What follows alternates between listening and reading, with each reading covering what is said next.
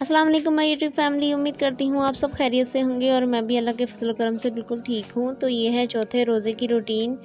कल बहुत ज़्यादा लेट हो गई थी जिसकी वजह से मैं वीडियो शेयर नहीं कर सकी, और ये मैंने बना ली अपने लिए पराठा और साथ में वही कल वाला सालन था आलू गोभी का। और आज मैं अकेले ही रोज़ा रख रही हूँ और मोहसिन उठ भी नहीं रहा, लेकिन कोई बात नहीं।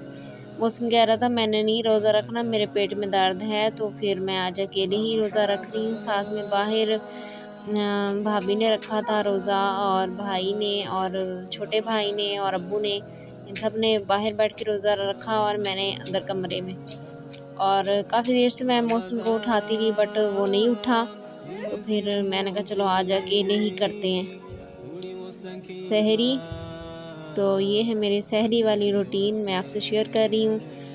तो अकेले रोज़ा रखना बड़ा ही मुश्किल काम है। मिलजुल के रखें या साथ फैमिली के साथ बैठ के खाना शाना खाएं ना, तो बंदा बोर नहीं होता, लेकिन अकेले में बंदा बोर हो जाता है। साथ में थी चाटी वाली लस्सी, जो सामने आंटी के घर से आई थी लस्सी, और मैं बड़े शौक से पीती हूँ चाटी की लस्सी।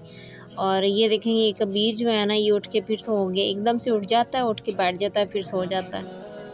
खैर ये आम घरों में ऐसे ऐसे बच्चे करते ही रहते हैं। तो ये थी मेरी सहरी की रूटीन। Bye bye.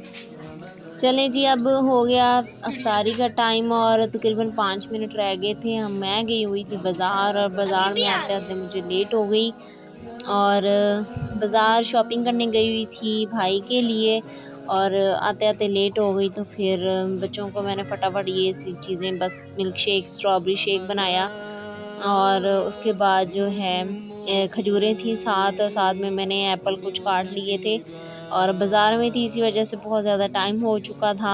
और भाई भी ठीक नहीं था, उसको हॉस्पिटल लेके गई हुई थी।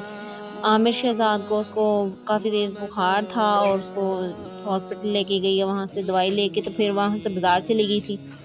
तो यास्मीन ने बोला तुम बैठो रोज़ा इफ्तार करो और मैं फिर रोटी बना के लाती हूँ। ये देखिए ये रोटी बना के लाई है, पता नहीं किस चीज़ की बना के लाई है रोटी, लेकिन बना के लाई।